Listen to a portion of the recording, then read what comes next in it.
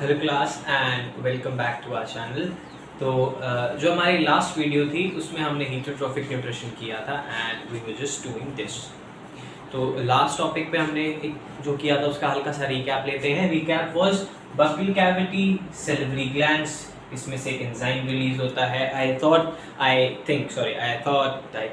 I think आपको enzymes के बारे में क्लैरिटी है। And if really not, you can just comment me down, you can just tell me if there is any issue. अगर आपको कोई भी दिक्कत आती है प्लीज़ आप मेरे को कमेंट कीजिए जाके, ताकि मैं उन दिक्कतों को क्लियर कर सकूं। यहाँ तक हमने ओसोफेगस तक कर लिया था। आज हमने जो टॉपिक्स कवर करने हैं वो ये stomach, liver, gall bladder, pancreas, small intestine, large intestine, rectum and anus. We'll complete the human digestive system today. तो आज हम हीटरोट्रॉफिक न्यूट्रिशन के बारे में आगे पढ़ेंगे। तो हमने कल कॉम्प्लेक्स फूड्स के बारे में पढ़ा था। कॉम्प्लेक्स फूड्स थे हमारे कार्बोहाइड्रेट्स, उसके साथ साथ प्रोटीन्स और फैट्स। आई होप सबको इनके सिंपल फूड्स के नाम पता हैं। If not I am going to write it down, but still you have to remember these. कई बार क्या होता है, क्वेश्चंस ऐसे ऐसे आ जाते हैं जिनको हम एक्सपेक्ट नहीं करते हैं बोर्ड में। तो कार्बोहाइड्रेट्स को बोला जाता है starch, it's the simple form. Proteins को अमीनो एसिड्स, फैट्स को ग्लिसरॉल। ठीक है ना। ये कुछ सिंपल से नाम है, 3 नाम है जो आपको याद करने पड़ेंगे बिकॉज इट इज नेसेसरी। अब जो हम स्टमक से टॉपिक यूज करने वाले हैं, लाइक स्टमक तक आते आते हमारे कार्बोहाइड्रेट्स डाइजेस्ट हो चुके थे एंड स्टमक में हमारे पास बचते हैं स्टार्च, प्रोटीन्स एंड फैट्स। तो यहाँ पे हमारा जो मेन फोकस रहेगा वो प्रोटीन्स पे रहेगा। यहाँ पे प्रोटीन्स डाइजेस्ट होते हैं। प्रोटीन्स डाइजेस्ट कैसे होते हैं? बेसिकली स्टमक के अंदर गैस्ट्रिक जूसेस होते हैं। कितने? 3। अब 3 गैस्ट्रिक जूसेस के नाम है, वो भी आपको याद करने हैं। उनका काम क्या क्या है वो भी याद रखना है। एक बार काम याद हो गया एंड दैट्स इट, आपका ये टॉपिक कवर हो जाएगा। It's easier than anything. आपको सिर्फ नाम याद रखने हैं जी, इजी सा मामला है ना। 3 नाम, एक चीज खत्म, लाइक 1 ऑर्गन एट टाइम। तो यहाँ पे 3 गैस्ट्रिक जूसेस होते हैं। 1 is pepsin, second is mucus and third is hydrochloric acid which is HCl। अब कुछ बच्चे बोलेंगे कि सर ये HCl तो जो होता है ये कॉन्सेंट्रेटेड होता है और ये बहुत स्ट्रॉन्ग है, मिनरल एसिड है, भाई it can effect our body. हमारे स्टमक में कैसे हो सकता है? होता है। It is in its natural diluted form हमारी बॉडी में। जी हम कुछ नहीं कर सकते, ऊपर वाले का खेल है हमारे साथ। तो सही बता रहे हैं, हमारे हाथ में कुछ नहीं है यहाँ पे। तो हमारे हाथ में क्या है? ये पढ़ना। तो अब ये पढ़ते हैं। होता क्या है, पेप्सिन जो है, पेप्सिन एक गैस्ट्रिक जूस है जो कि हमारे प्रोटीन्स को डाइजेस्ट करता है। किसमें? अमीनो एसिड्स में। किसमें? अमीनो एसिड्स में। अब अमीनो एसिड्स में कन्वर्ट करने के लिए पेप्सिन वर्क करता है। ठीक है भाई, पेप्सिन का काम हमें समझ में आ गया। डाइजेस्ट प्रोटीन, कि भैया प्रोटीन को डाइजेस्ट कर देता है। चलो जी शाबाश, डाइजेस्ट हो गया। तो यहाँ पे HCl का क्या काम आ गया? HCl के बेटा यहाँ पे 2 काम होते हैं। ठीक है, एवरीवन जो भी इस वीडियो को देख रहा है, जस्ट रिमेंबर ये 3 चीजें एक दूसरे के ऊपर इंटरडिपेंडेंट है। बहुत जरूरी है इनको करना। HCl का काम होता है work first to kill the germs. Basically आप इजी लैंग्वेज में बोलेंगे, जर्म्स को किल करने का काम किसका होता है? हाइड्रोक्लोरिक एसिड का। भाई स्ट्रॉन्ग एसिड है तो जो छोटे छोटे जर्म्स वगैरह होंगे जो हमें नुकसान पहुंचा सकते हैं, उनको मारने का काम किसका रहेगा? उनको मारने का काम रहेगा HCl का। दूसरा क्या काम होता है HCl का? दूसरा काम होता है पेप्सिन को एसिडिक मीडियम प्रोवाइड करना। हाँ जी, एक कंडीशन है पेप्सिन के काम करने की। कंडीशन क्या है कि पेप्सिन तभी काम करेगा जब उसका मीडियम एसिडिक होगा। तो क्या है? Provides acidic medium to pepsin. Pepsin को क्या देता है? एक एसिडिक मीडियम देता है। ठीक है ना। एसिडिक मीडियम भी तो जरूरी है भैया, एसिडिक मीडियम के बिना काम थोड़ी चलेगा, है ना। तो यहाँ पे हमारा पेप्सिन का काम हो गया, हाइड्रोक्लोरिक एसिड का काम हो गया, बट यहाँ पे म्यूकस का क्या काम रहेगा? अब HCl है तो होता क्या है, मान सकते हैं कि ये ना हमारी बॉडी को नुकसान करेगा। भाई मिनरल एसिड है ना, कितना ही डाइल्यूटेड हो नुकसान तो फिर भी करेगा। 1% उस कोने का वो 1%, ये देखो इस कोने का मैंने 1% पकड़ा, मैं ले आया, इस 1% की बात लेते हैं कि हमें नुकसान पहुंचा दिया, वो कौन कवर करेगा? वो कवर करता है म्यूकस। ये स्टमक लाइनिंग है, इस स्टमक लाइनिंग पे एक प्रोटेक्टिव लेयर जनरेट करता है कौन? म्यूकस, जिससे क्या होगा, ये स्टमक लाइनिंग HCl के प्रेजेंस में अगर कोई डैमेज होना होता है तो उससे बच जाती है। Is that clear to all of you? That's very good. अब इसके बाद जो अगला ऑर्गन आएगा, उनके हम 2 ऑर्गन इकट्ठे लेते हैं, liver and pancreas. So liver and pancreas का काम क्या होता है? अब यहाँ पे हमारे पास क्या क्या बचा? हमारे पास यहाँ पे बचा स्टार्च, वो हमारी बकल कैविटी में डाइजेस्ट हो चुका था। उसके बाद बचता है हमारे पास अमीनो एसिड्स, क्योंकि यहाँ पे प्रोटीन डाइजेस्ट हो चुका था, अमीनो एसिड में कन्वर्ट हो चुका था। तो यहाँ पे स्टार्च, अमीनो एसिड्स और लास्ट में बचते हैं फैट्स। ठीक है, ये चीजें बचती हैं। अब फैट्स का क्या, फैट्स कैसे डाइजेस्ट होंगे? एक्चुअली लिवर के अंदर यहाँ ये गॉल ब्लैडर है जी, मैंने पहले बोला था मेरी ड्राइंग गंदी है। हाँ जी, आई मेक वियर्ड डायग्राम्स, भद्दे अजीब डायग्राम बनाता हूँ, मेरे से नहीं बनते। तो ये जो गॉल ब्लैडर है, इसके अंदर होता है बाइल जूस। ठीक है, हिंदी में इसको पित्त की थैली बोला जाता है। वॉमिटिंग्स होती हैं तो एक येलो कलर का लिक्विड दिखता है। ऐसा नहीं होता, वो एग्जैक्ट नहीं होता, हाँ उल्टे ऐसा कुछ कलर होता है। तो वो क्या करता है, लिवर से निकलता है क्या था, बाइल जूस। हाँ जी, बाइल जूस। और पैनक्रिया से सिक्रीट होता है इंसुलिन। इंसुलिन एक हार्मोन है। लिवर और पैनक्रियास, लिवर में से बाइल जूस रिलीज होता है और पैनक्रियास में से इंसुलिन। इंसुलिन एक हार्मोन होता है, इसका काम होता है, इसका इंसुलिन का शुगर डाइजेस्ट करना। शुगर डाइजेशन का काम किसका होता है? इंसुलिन का। कई ऐसे होते हैं जिनको शुगर होती है ना, तो वो इंसुलिन के शॉट्स लेते हैं। अगर किसी का पता हो, कोई जानकार, मतलब आजकल तो बहुत कॉमन हो गया कि शुगर है, वो क्या करते हैं, वो इंसुलिन के शॉट्स लेते हैं। क्यों? क्योंकि उनकी बॉडी में जो शुगर होती है वो डाइजेस्ट नहीं हो पाती।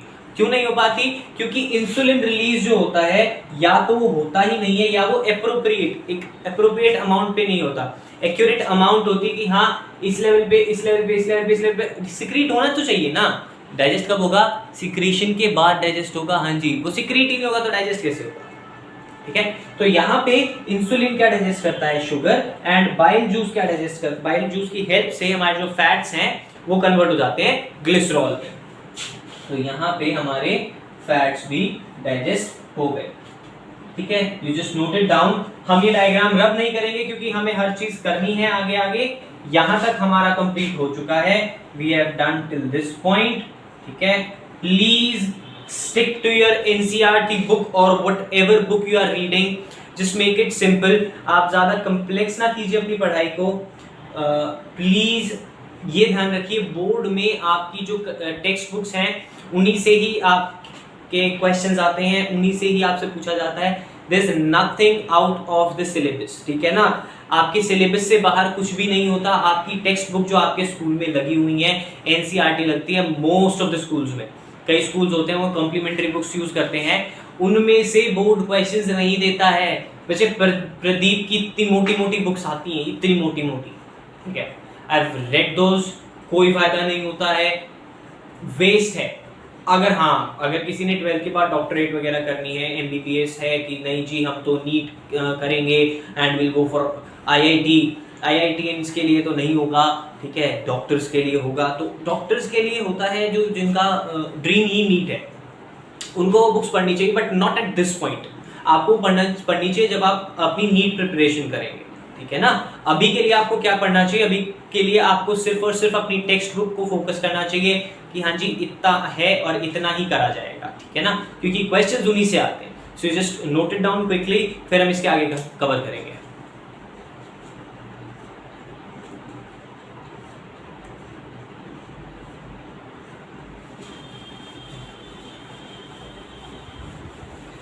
अब हमारी बॉडी में खाना डाइजेस्ट हो चुका है, यहां से हमारे पास ये तीनों फॉर्म आ चुकी है, ठीक है ना। हमारी बॉडी को स्टार्च भी मिल चुका है, अमीनो एसिड भी मिल चुका है, ग्लिसरॉल भी मिल चुका है। अब टाइम आता है कि हमारी बॉडी को वो मिले। तो अब आगे हमारे पास आती हैं small intestine.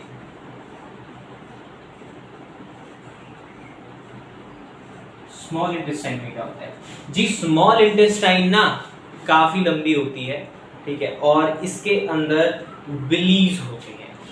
We have a thing जिसको आप विली बोलते हैं, VILLI, वाइली, विली, कुछ भी बोल लो, ठीक है ना, नाम सबके अलग अलग है ना। ऋतिक में HR वाला ऋतिक, ऋतिक में RI वाला ऋतिक, कुछ भी चलता है, ठीक है ना। तो यहाँ पे स्मॉल इंटेस्टाइन में एक चीज होती है विली। विलीज होती क्या है, villi are nothing but just finger like projections. Finger like projections होती हैं, ठीक है। अगर ये स्मॉल इंटेस्टाइन वॉल्स हैं तो इस पे कुछ इस तरीके की प्रोजेक्शंस होती हैं। अब इनसे होगा क्या, if you just zoom it out तो ये कुछ इस तरीके के स्ट्रक्चर्स हैं, ये इंटेस्टाइन लाइनिंग है और ये विलीज है। अगर यहाँ पे ब्लड कैपिलरीज होती, इस पॉइंट पे अगर ब्लड कैपिलरीज होती तो एब्जॉर्प्शन शायद कम होती, बट यहाँ पे ये जो है ये यहाँ होती है, जो हमारी ब्लड वेसल्स होती हैं ये यहाँ होती है। इससे क्या होता है, विलीज से होता क्या है, they just increase the surface area. हमारी स्मॉल इंटेस्टाइन का सरफेस एरिया इंक्रीज कर देती है। क्यों, रीजन है किस लिए ये सरफेस एरिया इंक्रीज हुआ, क्यों ये सरफेस एरिया इंक्रीज इसलिए हुआ ताकि जो हमने ये तीनों चीजें डाइजेस्ट करी थी इनको हम अपनी बॉडी में एब्जॉर्ब कर सकें। क्लियर है ना, हमने 5 प्रोसेसेस पढ़े थे, इंजेशन, डाइजेशन, एसिमिलेशन, ये 3 हो चुके हैं। अब एब्जॉर्प्शन है और इजेशन है, ठीक है ना। तो यहाँ पे एब्जॉर्प्शन कहाँ होगी, यहाँ पे एब्जॉर्प्शन होगी आपकी स्मॉल इंटेस्टाइन पे। आपकी जितने भी डाइजेस्टेड फूड हैं, starch, amino acids and glycerol, ये तीनों कहाँ जाके डाइजेस्ट होते हैं, ये डाइजेस्ट होते हैं ये स्टमक यहाँ तक, इंटेस्टाइन से पहले ये डाइजेस्ट हो जाते हैं। बट एब्जॉर्ब कहाँ होते हैं, ये एब्जॉर्ब होते हैं बच्चे स्मॉल इंटेस्टाइन के अंदर। स्मॉल इंटेस्टाइन में क्या होते हैं, विलीज होती हैं। विलीज होती क्या है, फिंगर लाइक प्रोजेक्शंस होती हैं भाई, ठीक है। क्यों होती हैं, तो just increase the surface area. Clear है, बातें यहाँ तक बहुत सिंपल है, आसान है, आप सीरीज वाइज चलते रहिए। हाँ जी, ये सीरीज है, ये सीरीज है, ये ऐसे चलते जाइए, ठीक है ना। एक स्टेयर लाइक स्ट्रक्चर है, एक स्टेप लेंगे तो हमारे लिए मुश्किल नहीं होगा। क्लियर है ना, यहाँ से यहाँ तक हमारा पूरा हो चुका है, अब ये खत्म हो चुका है, अब हम करेंगे इसको लार्ज इंटेस्टाइन। तो भैया लार्ज इंटेस्टाइन में क्या होता है,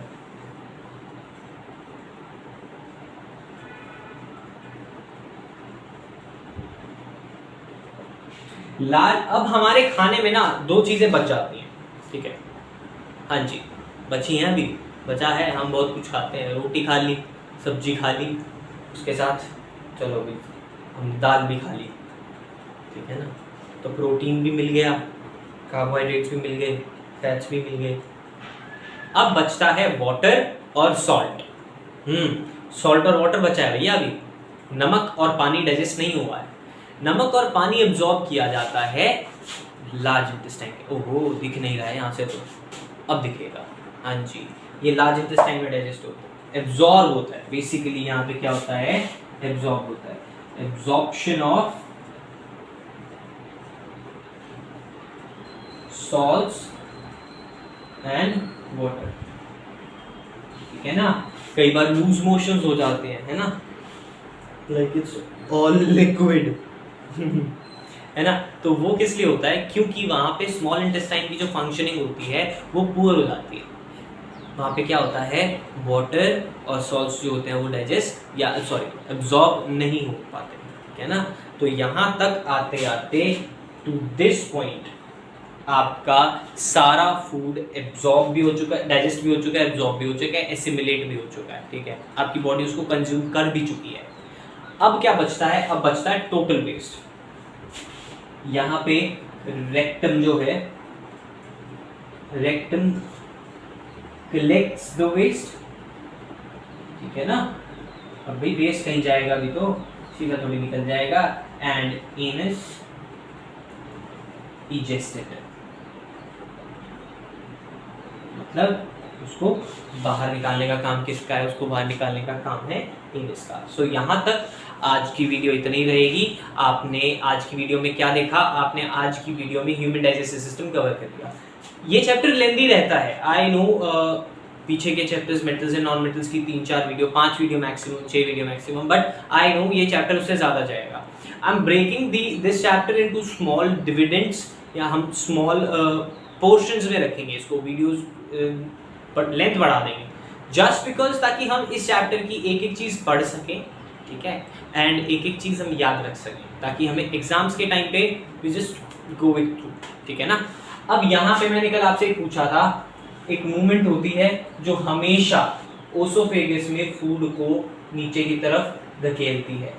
if you did it well and good, and if you didn't, इसके अंदर मसल्स होती हैं, उनका नाम श्विंटर मसल्स है, ठीक है। श्विंटर मसल्स क्या करती हैं, फूड मूवमेंट को हमेशा नीचे की तरफ रखती हैं, हमेशा ऐसे रखते हैं, ताकि फूड कंटिन्यूसली स्टमक की तरफ जाता जाए। आपकी एनसीईआरटी बुक में मेंशन्ड है, you can just see it.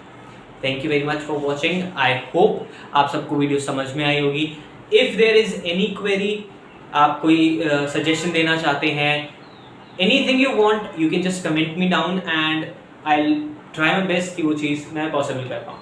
Thank you very much for watching, have a good day.